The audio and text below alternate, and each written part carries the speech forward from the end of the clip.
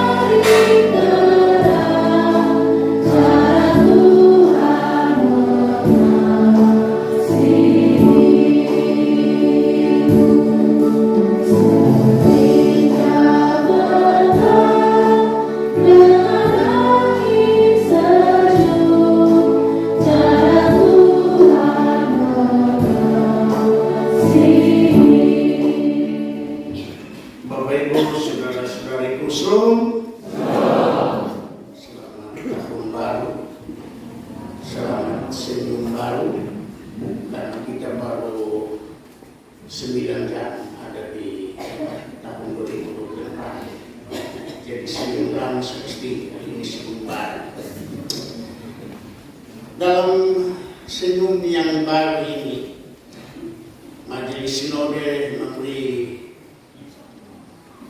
untuk kita berefleksi bagian Alkitab dari Yakobus pasal 4 ayat 13 hingga 17 dengan topik atau tema melibatkan Tuhan dalam rencana. Bapak Ibu saudara-saudaraku, saya pernah baca satu tulisan. Tidak tulisan memiliki makna filsafat. Saya pikir bagus juga tulisan itu. Ada tulisan begini. Manusia bisa berbicara, tapi manusia tidak bisa beli waktu. Sekali lagi, manusia bisa berbicara, tapi manusia tidak bisa beli waktu. Kalimat yang kedua, manusia bisa beli obat, tapi manusia tidak bisa beli kesehatan. Yang ketiga, manusia bisa beli apa saja yang dia mau, tapi manusia tidak bisa beli hidup tenang dan hidup tenang. Ini orang bilang kalimat filsafat. Tapi saya melihat bahwa ini kalimat penuh dengan pesan moral atau iman. Dalam tiga kalimat ini ada ungkapan yang menarik, bahwa ada kerinduan yang begitu besar dari manusia. Tapi dalam kerinduan yang besar itu manusia lupa diri bahwa dia berada dalam situasi keterbatasan. Manusia lupa diri bahwa kerinduan besar itu menempatkan dia pada posisi ego dan kesombongan yang luar biasa, padahal dia tidak ada apa-apanya. Kalau Bapak Mama bilang kita omong kosong, mari kita lihat Yakobus punya pikiran. Yakobus mengalamatkan suratnya kepada orang-orang percaya yang tersebar di kota perantauan di Asia Kecil. Dalam pasal 14 ayat 13 yang baru kita baca sampai 17 tadi. Kalau kita hanya baca begitu sebenarnya tidak soal apa-apa.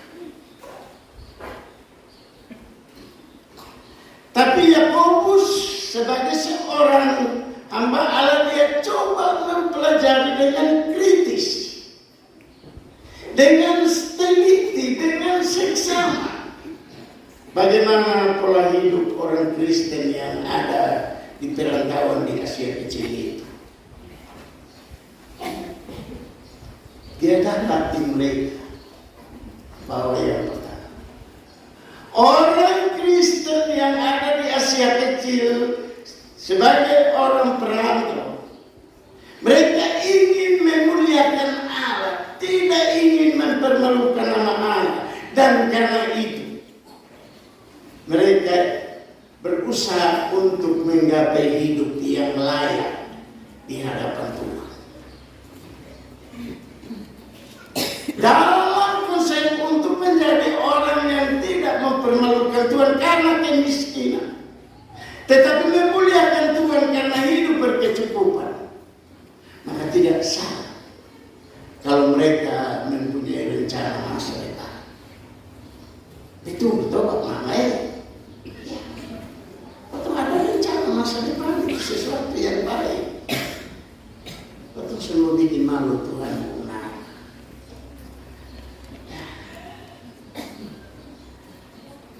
Dalam perencanaan itu dan mewujudkan perencanaan itu, bagi Yakobus ada celah kesombongan yang diungkapkan oleh orang-orang yang ada di Asia Kecil. Yakobus lihat, udah bikin rencana, besok mau di kota A, bikin jadwal pergi.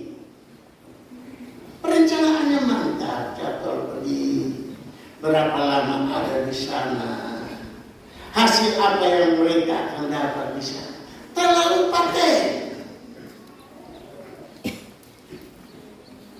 Tapi sekali lagi, justru dalam perencanaan yang sungguh paten menurut ukuran manusia, Yakobus bilang ada kesombongan. Kesombongannya ada di mana? Dalam perencanaan itu mereka tidak pernah melibatkan Allah. Mereka tidak pernah melibatkan Tuhan Yesus. Itu sombongnya di situ. Yakobus, kalau Yakobus dia bilang, "Hai, bos mau jadi orang kaya, malu buat Tuhan Yesus nol besar." Bahaya Yakobus masih bilang, ya, dengan bahasa yang sederhana, kamu melupakan Tuhan dalam perencanaan. Kok kenapa Tuhan begitu penting? Agar dalam perencanaan mereka tempatkan Tuhan untuk ada di dalamnya, dalam perencanaan itu. Memang Tuhan penting Bapak. Karena kita tahu bahwa kita akan hidup hari ini, besok, dan seterusnya. Kita tahu juga kapan akhir dari kehidupan adalah kematian. Tapi kita tidak tahu kita mati hari apa, jam berapa, dan dalam keadaan apa. Dan karena itu Yakobus bilang, kamu seperti uang yang ada sebentar, lalu kemudian hilang. Karena itu bikin rencana, jangan sombong, jangan sampai malam lu rencana, besok lu tidur terus, besok senang mulai siapa yang jalankan itu rencana. Yang kedua, Bapak, Yakobus lihat bahwa dalam perencanaan itu sampai mendapat keuntungan karena tidak pernah melibatkan Allah, maka orang-orang di perantauan itu di Asia Kecil tidak pernah ungkap kata kalau betapa untung bikin berburu hari ini saja. Dia hanya bikin perencanaan dan dalam perencanaan itu ada nilai keuntungan. Bagi Yakobus, ini orang semakin tidak hidup di dalam Tuhan, dia semakin jauh dan dia menganggap diri terlalu hebat. Dan karena itu Yakobus ambil yang alasan. Mestinya tahu diri. Jika Allah menghendaki aku hidup hari ini atau besok, jika Allah menghendaki, maka hukum rencana jalan. Maka kalau Allah sudah menghendaki, jangan harap rencana sudah jalan. Begitu Bapak. Dan itu tadi kata-kata filsafat ada 3 yang saya lihat. Berangkat dari pribadi Yakobus, catatan yang penting yang perlu kita lihat dalam kisah Yakobus ialah bahwa manusia dalam kehidupannya, dalam keterbatasannya, dia harus tahu bahwa dia ada di bawah bimbingan Allah yang tidak pernah terbatas, Allah yang kuat, Allah yang adalah sumber berkat di dalam Yesus Kristus. Karena itu sebenarnya pikiran Yakobus yang pertama ialah mengajak orang untuk bergantung kepada Tuhan. Catatan untuk pikiran Yakobus yang kedua ialah kebergantungan kepada Tuhan harus disertai juga dengan ketaatan. Kalau hanya percaya bahwa Tuhan Allah, Tuhan sumber berkat, tidak taat sama dengan itu orang pedagang. Ya, dompi pedagang setahun, pisang pedeng sampai, baru pas turun barang, buka pitanya. Vicin berapa? 3.000. Nanti semua pulang tanya nilai vicin berapa? 20.000. Tadi 3.000 karena baru sampai. Semua pulang 20.50.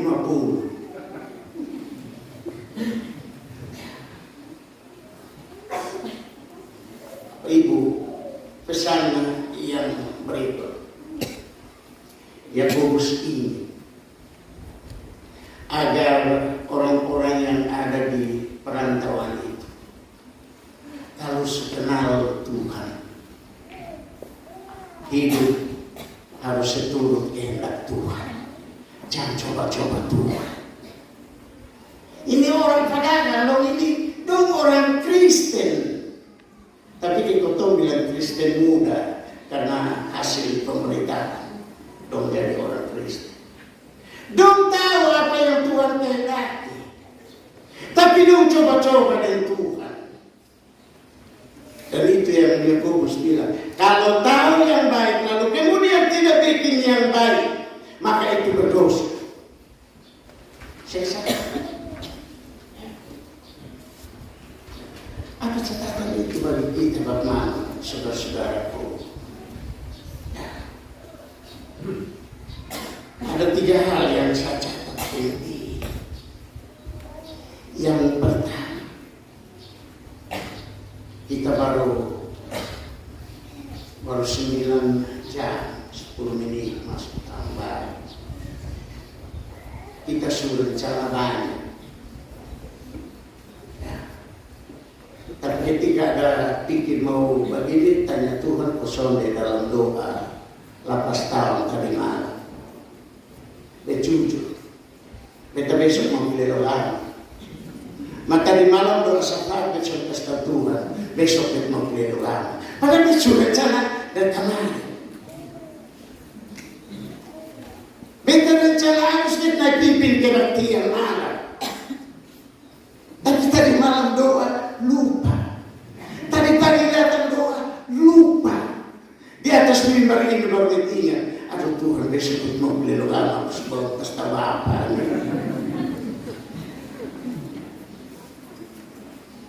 Itu untuk kita, kecil. Bapak mama dipilih menjadi orang-orang yang memuliakan Allah dalam kehidupan, dalam sebuah rencana. Bukan kaget-kaget baca nama di sini. Jeprio, itu nama panggilan. Tidak, orang dihubungi, dikasih tahu. Waktu orang kasih tahu ada berdoa bilang, Tuhan ini betul, Tuhan manggil dan beda. Mama, ada pesta Tuhan ini betul mau pakai beta kok. Tapi badan bersama, tenaga Tuhan. Kadang-kadang datang foto. Yang pertama pikir, kita bisa berdoa kosong. Kita bisa bikin renungan kosong. Sadarlah bahwa lu bisa berdoa, bukan lu, Bapak Mama bisa berdoa, Bapak Mama bisa bikin renungan. Kalau Tuhan kehendaki untuk Bapak Mama jadi majelis. Kalau sonde mau hafal doa salah, suntas. Semua pada solepas. Ya, catatan yang ketiga.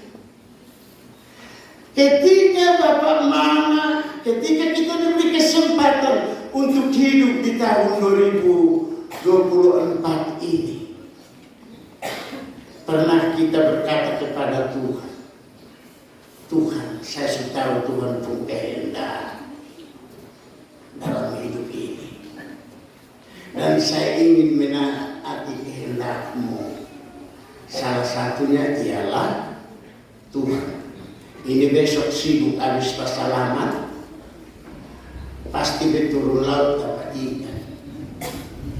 Tuhan, susah minggu seberjual sayur, yang ada di pasar hanya daging, beti sayur laku bagus. Dan Tuhan, tapi pernah bilangkah kepada Tuhan bahwa Tuhan, Engkau bilang kalau aku dapat sesuatu, maka aku harus tahu mengucap syukur, memberi dari apa yang aku dapat. Pernah bilang begitu kosong. Bagi Bapak Mama majelis, ya, saya hanya mau kasih tahu. Jadi majelis ini adalah jadi orang yang siap menjadi tali jemuran. Dari yang paling kotor sampai yang paling bersih. Dari gelap sampai baju batik. Taruh jumur di situ. Jadi Bapak Mama jangan bayangkan. Jadi majelis karena 10 nanti makan lagu. Sonde Bapak, sonde Mama. Sebelum makan Bapak Mama disuruh makan dahulu, jemaat makan Bapak dan Mama dulu. Baru dong suruh Bapak dan Mama makan dahulu. Dan karena itu hidup seorang majelis tidak lebih dari tali jemuran. Yang baik ditaruh di situ, yang murah ditaruh di situ, yang ogalan ditaruh di situ, yang mahal, yang kering, yang basah ditaruh di situ. Nah, ketika semua itu ditaruh di situ, apa yang diharapkan untuk kau menjadi Bapak Mama? Untuk Bapak Mama menjadi tali jemuran yang baik. Yang pertama, jangan pernah menolak yang kotor, hanya mau terima yang bersih. Yang kedua, orang jemur habis datang mau tarik, tidak apa-apa. Rasa sakit karena tarik, kasih putar kok, asyik pembeta kulit. Diam, itu memang hidup seorang. Jika kehidupan seperti itu, maka benar-benar kita menjadi orang-orang yang melibatkan Tuhan dalam setiap perencanaan dan setiap kegiatan kehidupan yang kita jalankan. Tuhan memberkati kita. Amin. Marilah kita memberi persembahan dengan mengingat firman Tuhan. Aku tahu ya Allah bahwa Engkau